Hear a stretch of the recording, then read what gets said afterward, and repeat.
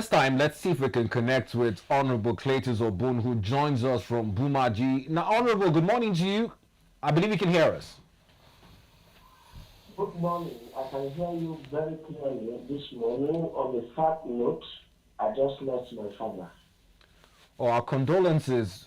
We sympathize with you, sir. Sorry to hear this disturbing news.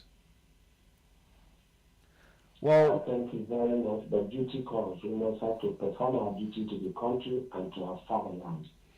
Well, we appreciate you, despite having lost your father, taking our time to review headline stories with us this morning.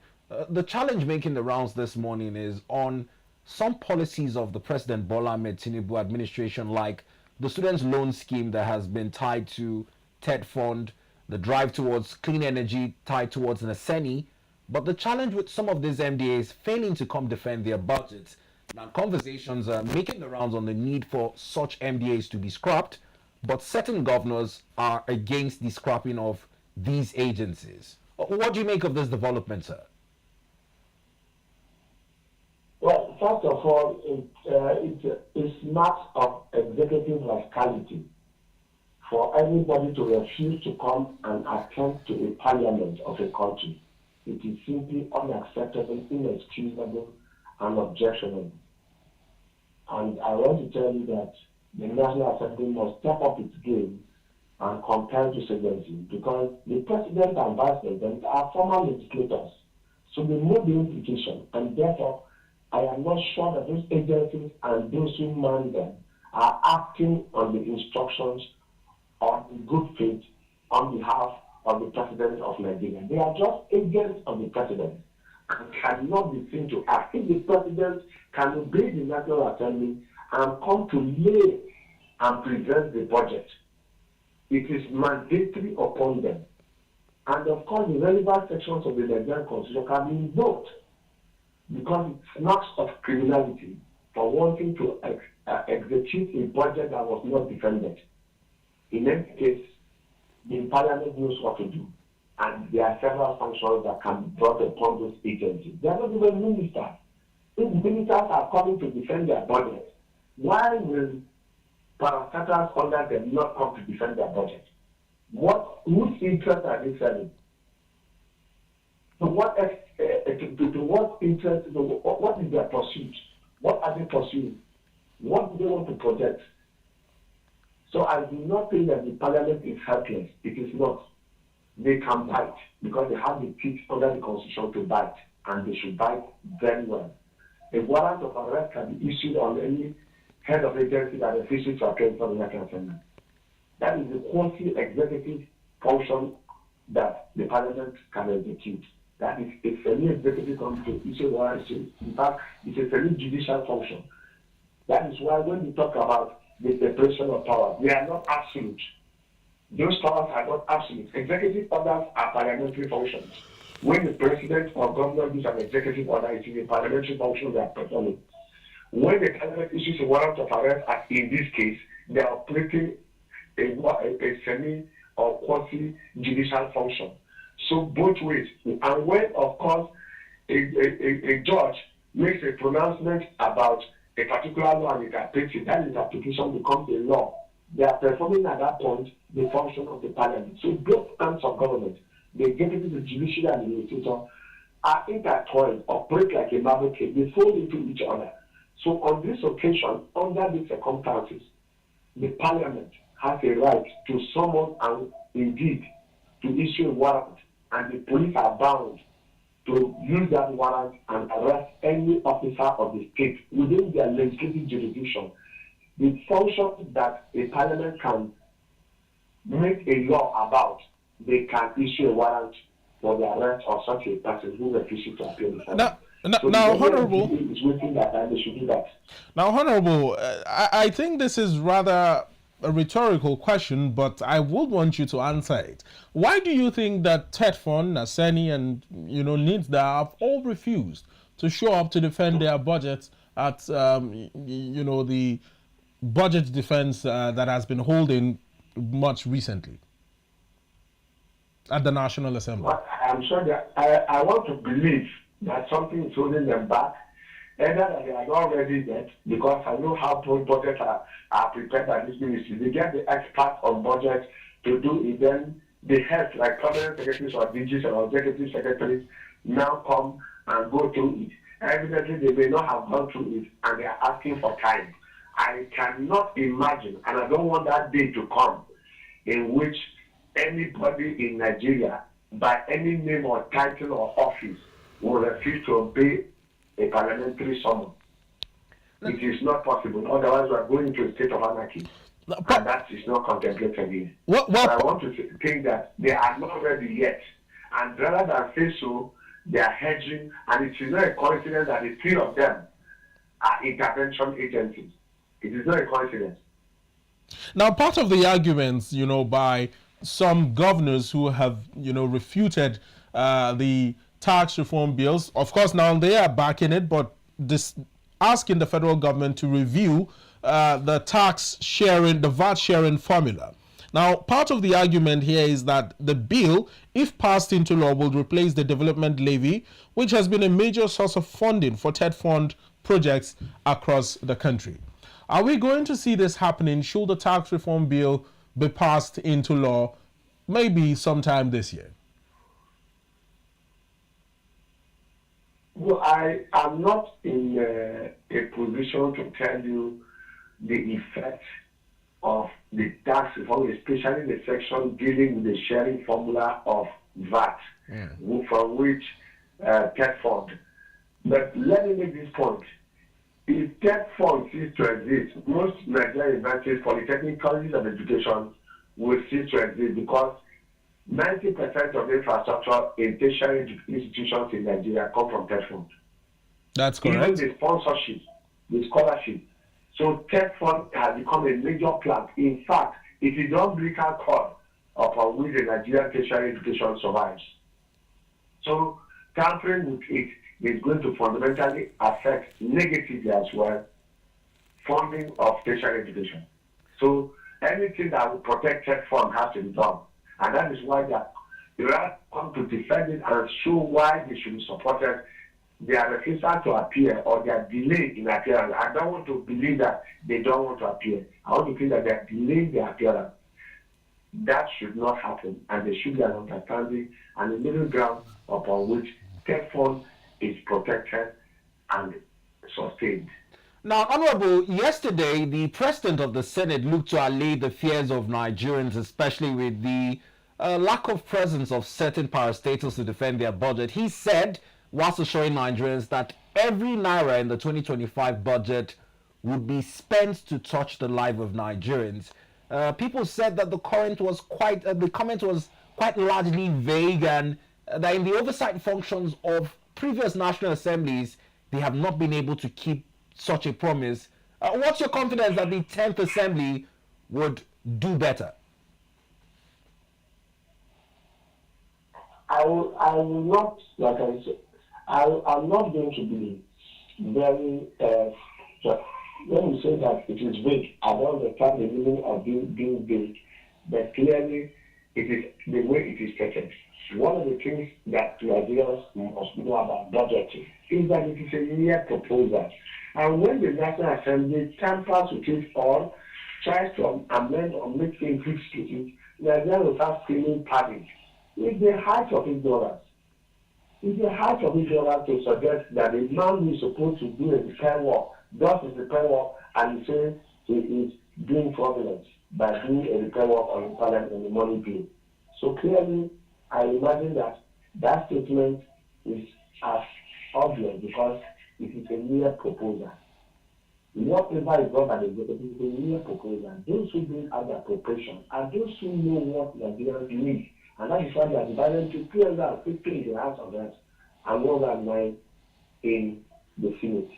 The intent is that as much as possible, the government should get to the grassroots, and the needs of the people can be best presented by those numbers and by those people that are brought in there.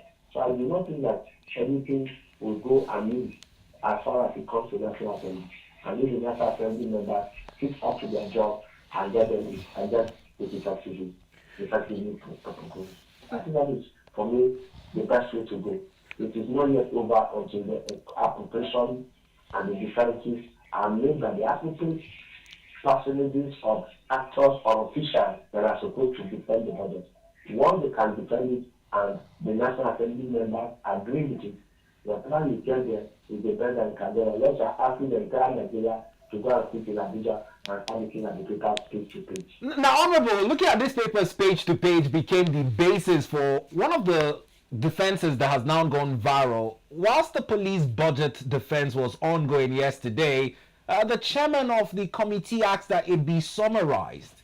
Some members of the National Assembly were disgruntled with that summarization request and said that they had all the time in the world to look at it detailed, stating that the papers that they were presented were quite different from the one the IGP was reading out from, and proceeded to stage a walkout.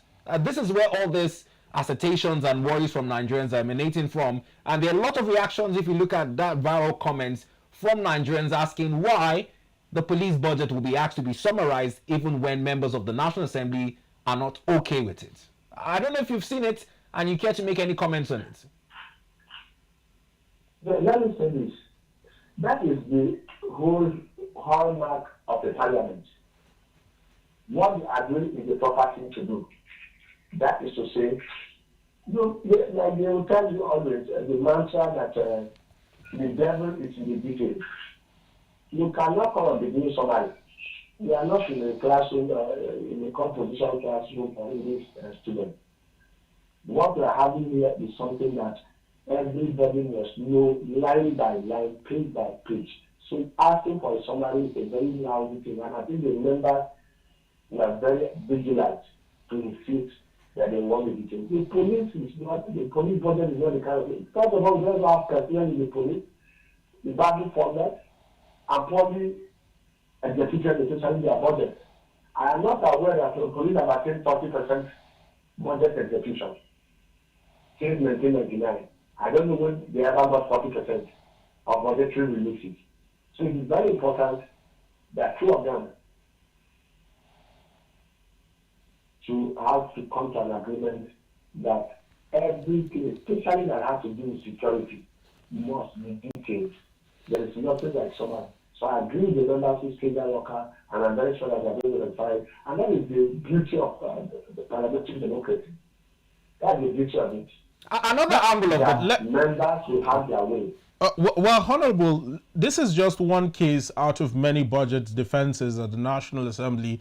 And if the IGP could have, undergone such a situation with the chairman of the committee, and many people are raising eyebrows, citing that there might be some sort of budget padding happening underground.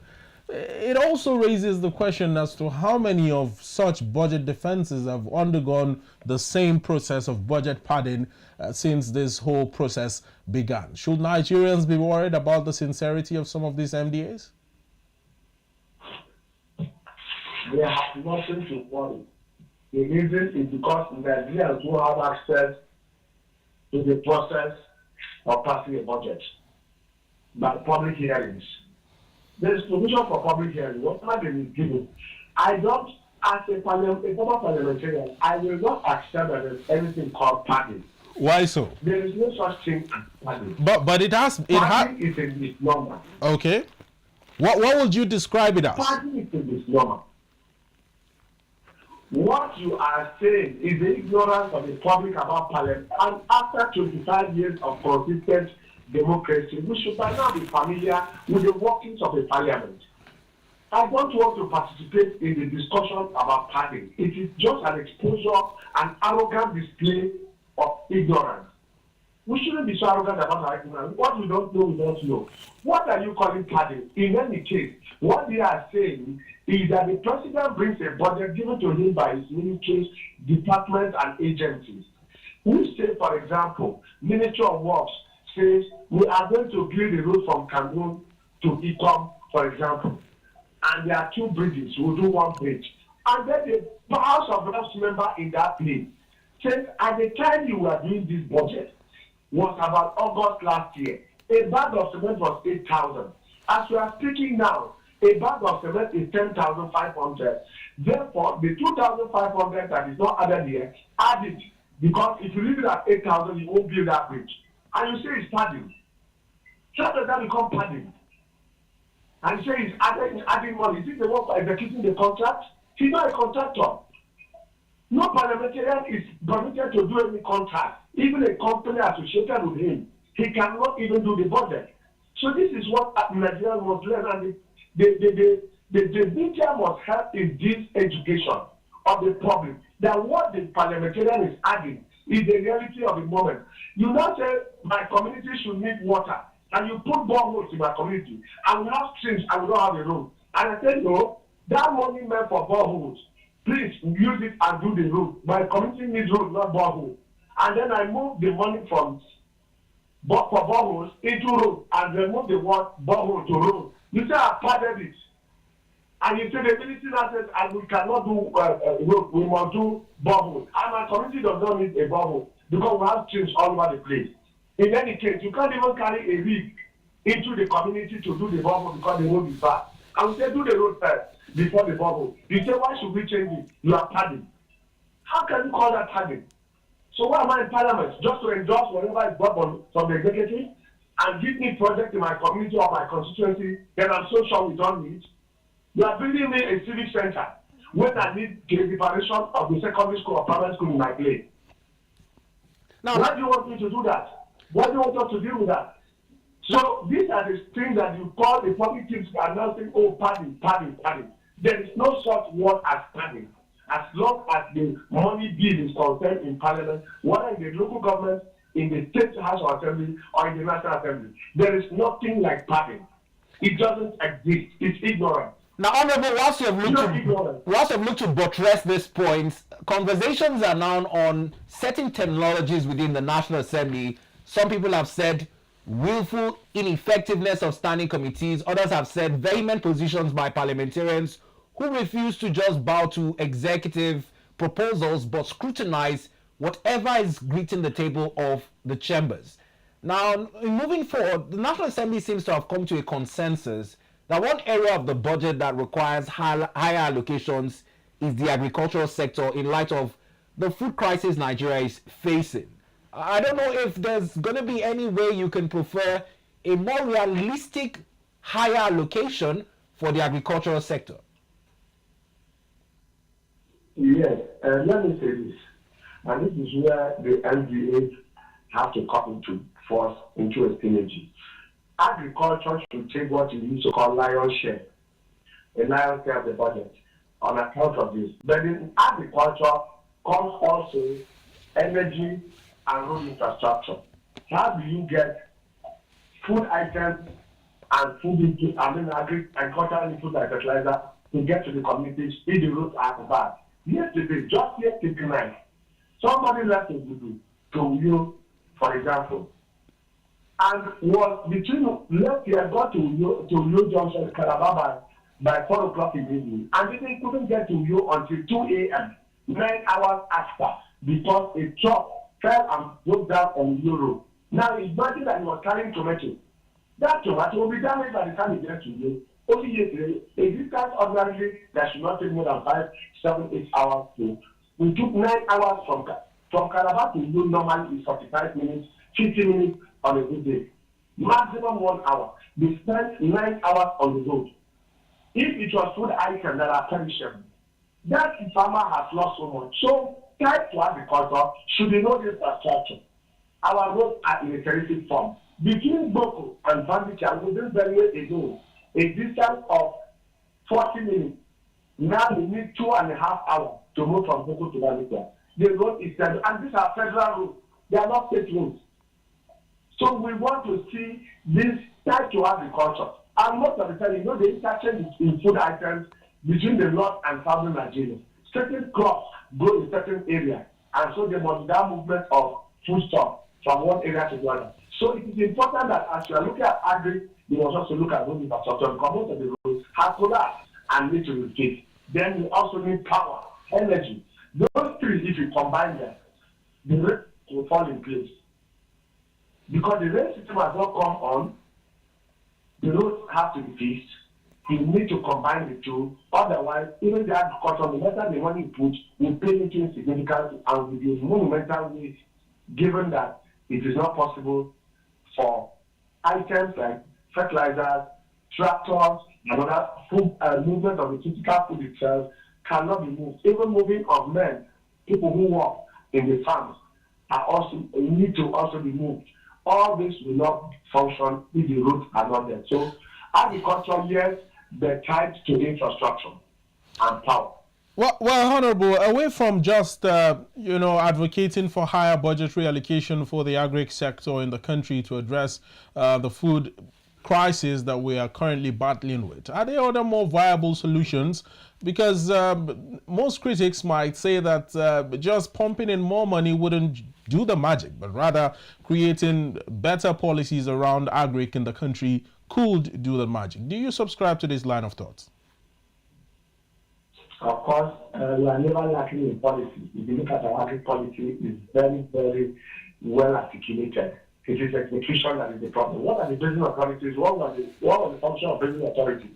You have Obun, you have Possible, and Benue, and all that. The business authorities. It was for agriculture. You have rural development department or ministry. What is the purpose of the rural development? It is to get feeder routes, which used to be called districts, the access of food routes and rural infrastructure. It has acquired and metamorphosed into different kinds of means. Then what is the functionality? So we have enough policies. It is the political will to execute those policies. Indeed, Bank of Industry, Bank of Agriculture, all these services are there to provide both financial and manpower needs of the agricultural sector. So the politics are there. It is the political will to implement that we are dealing with now. Who are the people there? Are we putting round pegs in round square, as square pegs in square holes, or round pegs in round holes? We must deal with that part in having to deal with agriculture. Look at what additional is doing with the African Development Bank or the agricultural sector. It is not about just money, and money. It's about implementation, and more implementation, and let us see the performance. That is where we are in Nigeria today. So for me, it is very important that we look at these issues holistically, and the way to do so is to bring men and women who have shown how agriculture ought to be. But the frustrations and the setbacks and challenges can only be surmounted if there's a political will and there's an identification of proper personnel to run the policies. Now, moving on to another issue in the news this morning, captured on the front pages of a newspaper, The Guardian, is the counter-insurgency war. And survivors are bemoaning some of the losses that they have suffered following accidental airstrikes. It's also been tied to some of the challenges with food security as well. In moving forward, it's also going to be discussed on the floor of the House in terms of the budget for defense, where we hear Honorable Matawale is saying that the amount budgeted in 50 billion naira will not be sufficient for the personnel carriers and the equipment they need in the counter-insurgency war. I don't know what you make of this comment, sir. When he's talking like that, who prepared the budget? How could the minister who should bring a budget proposal be talking about not being adequate? So who did the proposal? The National Assembly did not give him a figure. He gave a figure. And most of the time, you see what they call envelope. Don't exceed this amount. You go to the educational sector, you find the same thing. Where you say a college or a university should not exceed 2 billion. And then the college is just 3 months, 8 months old, and they don't have one classroom block. They don't have an office block. And you say they shouldn't exceed 2 billion. How much is a 100 capacity, teaching capacity lecture theater? How much is a laboratory for the biology students? And then you now say 2 billion. So you just make the whole thing a ritual and just make pronouncement just for the sake of it. As if we are joking. We can't proceed along those lines. Okay, now against the private sector. If individuals are building universities, you already have built a university, why don't you bring in an individual to run it? So I think in the case of security, for example, we cannot be gambling with our security. 50 billion buys you what? Is it a drone? Is it a Tucano jet? What are you buying with 50 billion in defense? But at an age like this, what is our defense the department doing in terms of inventions. We need to have NDIC in Kaduna, defense equipment construction, manufacturing industry in Kaduna, and one in Jos or thereabout. But in doing that, we are asking the question: if you want to even train personnel and do an exchange program with any of the countries that you think should train you, how much is that? Even training of personnel is it 50 billion? So the minister shouldn't be the one complaining, because it's making us look as if he doesn't know what he's doing. Who brought the budget proposal to the National Assembly that it should do? What did you put that the National Assembly is cutting down? Which are the things you should talk about? And I'm aware that most of the time our defense budget is hardly ever tampered with. So the minister is exposing something that we don't know about, and he should let us know on time so I can write to his defense and speak to him and speak to the National Assembly members on what he ought to do, and whether he's giving budgets that undermine our national security, we have to take a look at it, and a very hard look at that, so that we don't get joking with our national security, especially at a time like this when we are on trial as a country. Well, Honorable, let's also talk about the accidental airstrikes themselves on civilians, allegedly, in Zamfara State and other parts of the country in the northwest or the northeast that has happened in the past. Now, while these survivors of the accidental attacks are claiming that military airplanes or even drones attacked their communities, the Nigerian military is refuting these claims, citing that their attacks are very specific on the insurgents or the bandits that they are, launching a full-blown war on.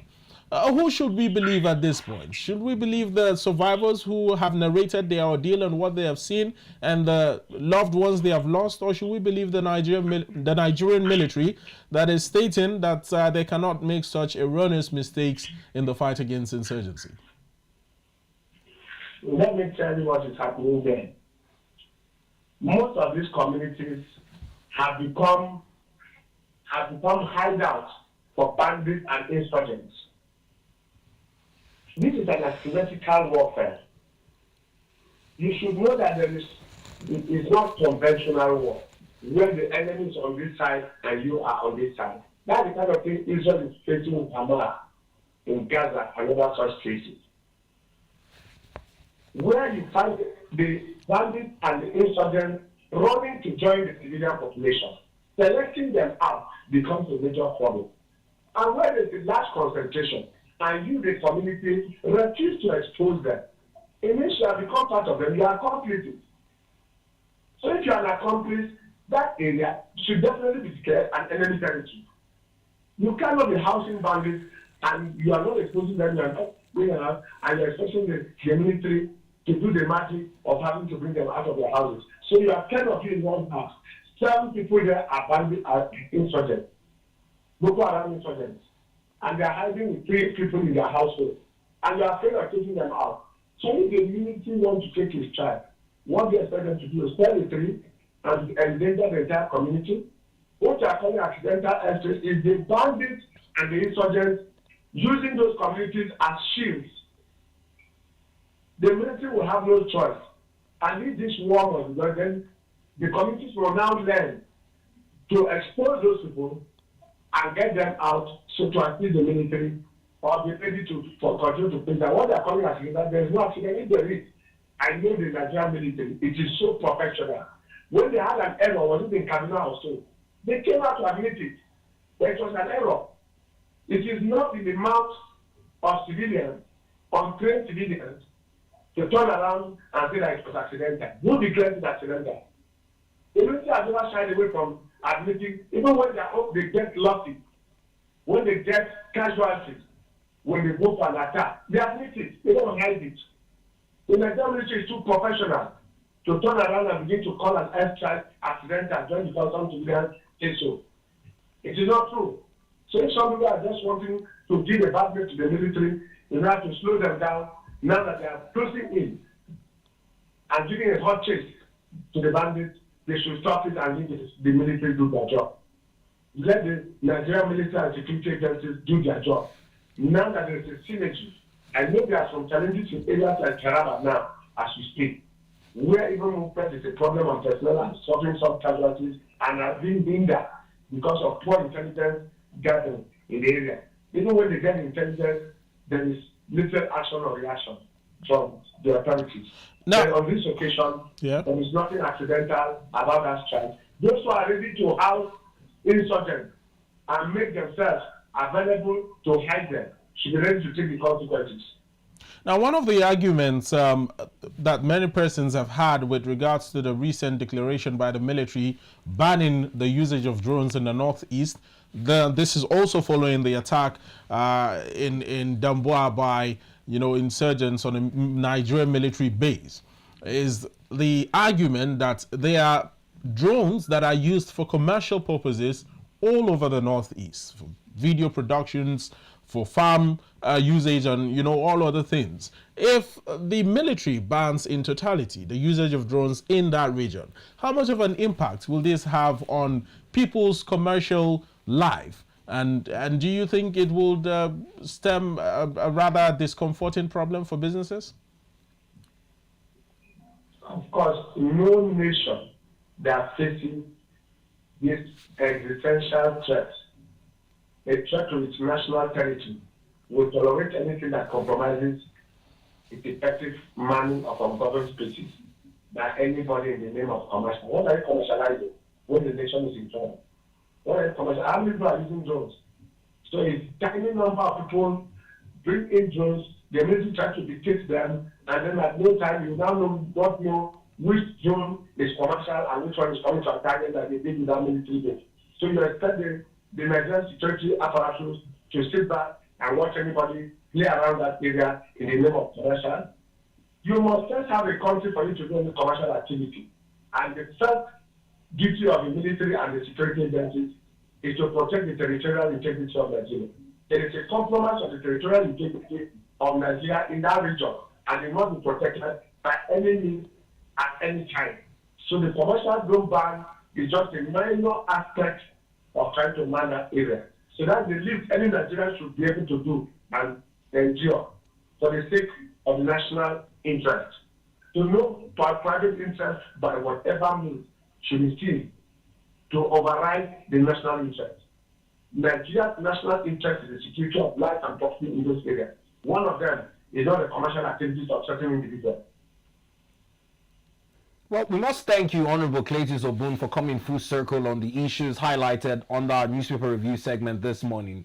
Once again, we appreciate you and we extend our most deepest sympathies and condolences on the passing of your father. Thank you very much, and God bless our fatherland.